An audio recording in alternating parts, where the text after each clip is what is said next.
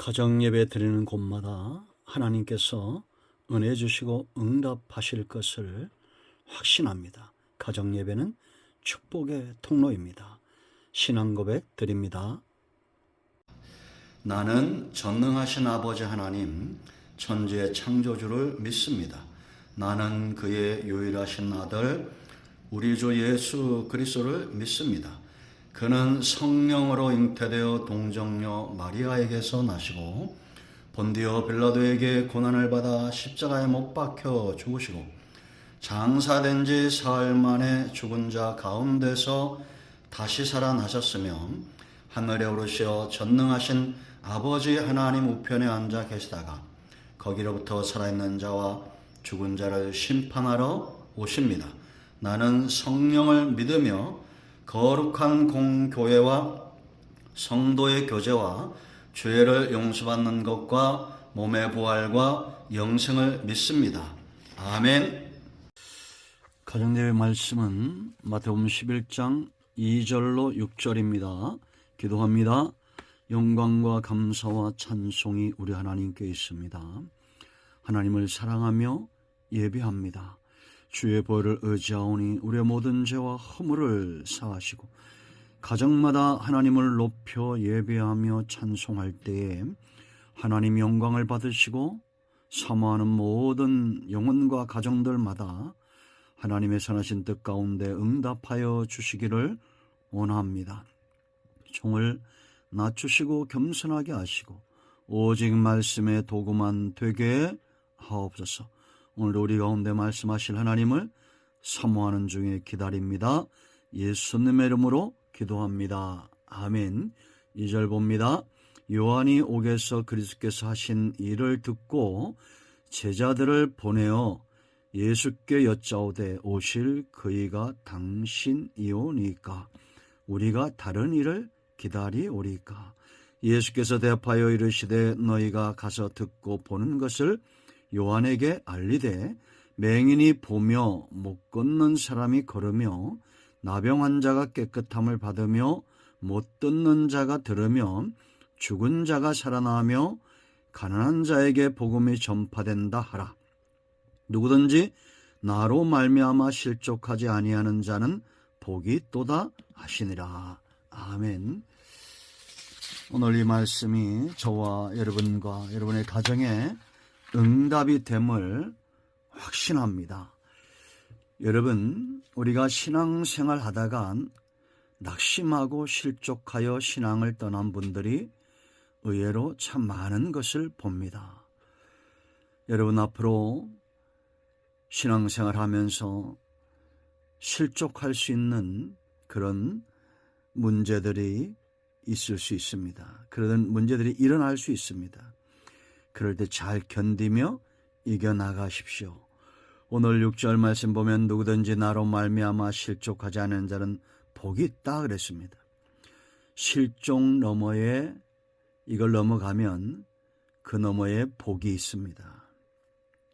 하나님께서 원하시는 복입니다. 여러분, 제가 자주 말씀드린 것 가운데 하나가 사람의 뜻보다 하나님의 뜻. 여러분 동의하시죠? 사람의 뜻보다 하나님의 뜻이 이루어지는 것이 복입니다. 그러므로 실족할 수 있는 상황이 오면 내가 이걸 넘어가면 하나님께서 내게 복을 주시겠구나, 은혜를 주시겠구나 하고 견뎌내시기를 축원드립니다. 오늘 요한입니다. 세례 요한이죠. 세례 요한이 지금 감옥에 갇혔습니다. 예수님께서 하시는 일을 그곳에서 듣습니다. 그가 감옥에 간 것은 억울한 일을 당해서죠. 하나님의 말씀대로 복음을 전하다가 말씀을 전하다가 감옥에 갔습니다.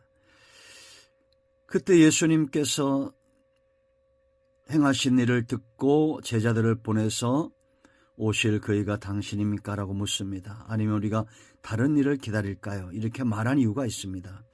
그때 예수님께서 하신 말씀입니다. 너희가 가서 듣고 보는 것을 요한에게 알려라 라고 말합니다. 맹인이 보며 못 걷는 사람이 걸으며 나병 환자가 깨끗함을 받으며 못 듣는 자가 들으며 죽은 자가 사람의 가난한 자에게 복음이 전파된다 하라라고 말합니다. 그리고 나서 실족지 않는 자가 복이 있다라고 말씀하십니다. 요한이 지금 예수님이 진단하실 때 요한이 지금 믿음이 약해진 겁니다. 그리고 말씀을 보내사 그를 견고하게 믿음에 서게 하고 우리가 아는 대로 요한은 감옥에서 순교를 합니다. 여러분, 우리가 이 본문을 주목할 필요가 있습니다. 실족이 왜 올까요? 믿음이 약해지는 이유가 무엇일까요? 두 가지 이유가 있습니다. 오늘 본문에. 하나는 환경입니다. 옥에 갇혔다. 아까도 말씀드렸죠. 억울하게 감옥에 간 겁니다. 요한이 그 당시에 분봉왕이었던 헤롯 안디바의 잘못된 행실, 그가 헤롯이 자기 동생 빌립의 아내 헤로디아를 취한 일을 드러내놓고 백일하에 드러내놓고 책망하였기 때문에 수감됐습니다. 마태복음 14장 3절 4절에 나오죠. 이 감옥 같은 환경이 사람을 약하게 만들 수 있습니다. 실제로 그렇지 않습니까? 그렇지 않습니까?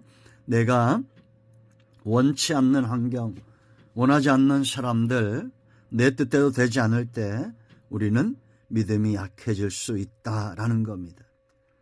여건이 나아지지 않습니다. 오히려 더 심해지고 있습니다. 그때 낙심하게 됩니다. 이 환경의 문제죠. 사람의 문제입니다. 자, 두 번째는 내 뜻대로 되지 않을 때요. 여러분, 주님께서 내가 원하시는 대로 응답하지 않을 때가 있어요. 요한은 옥에서 이제 죽게 되는데 주님은 그를 감옥에서 이끌어내 주지 않습니다.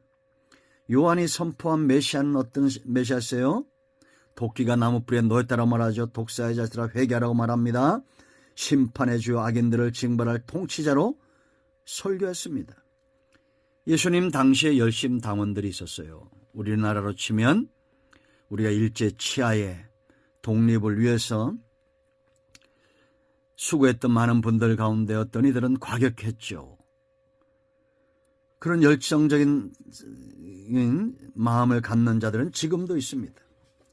열심당원이 기다리던 메시아여, 다윗의 때와 같은, 정말 예수님께서 다윗의 후손으로 오셔서 왕위에 오르시고 로마의 압제에서 이스라엘 이끌어내시고 고통당하는 백성들을 회복시키며 악인들을 멸하실, 그리고 요한이 예수님을 세례 주었잖아요. 그 감옥에 갔을 때 그를 외면치 않고 그를 이끌어내줄 그런 메시아를 기다렸던 겁니다. 그런데 예수님께서 그렇게 행하지 않으셨잖아요. 가난한 자를 찾고 병든 자를 찾고 연약한 자들을 만나시며 그들에게 복음을 전하시고 언제 왕이 오르실 것인가? 다윗의 손으로 오셨지 않는가? 그들의 기대대로 되지 않았습니다. 통일왕국을 세우시는 그런 나라를 꿈꿨어요. 여러분, 세상 나라에 속한 자들은 영적인 눈이 멀어 있는 자들입니다. 예수님께서 오신 목적은 세상 나라를 멸하고 하나님의 통일 왕국을 세우는 것이 아니라 세상 나라에 속한 자들을 그들의 눈을 뜨게 하고 구원에 이르게 하는, 사람은 철저하게 육적이고 예수님은 철저하게 영적이십니다. 그러므로 내 육신의 일들이 응답으로 나타나지 않을 때에 사람들은 낙심하게 돼요. 물론 우리가 하나님을 통해서 기도할 때 육신적인 그런 것들도 응답을 받을 때가 있습니다. 하나님은 외면치 않아요. 우리의 먹을 것과 입을 것을 외면하신 분이 아닙니다. 우리의 연약함을 외면한 분이 아니에요. 그러나 더 중요한 것은 어떤 이들에게는 사도 바울처럼 그에게 가시가 있어서 하나님 앞에 더 순종하는 자가 되기도 합니다.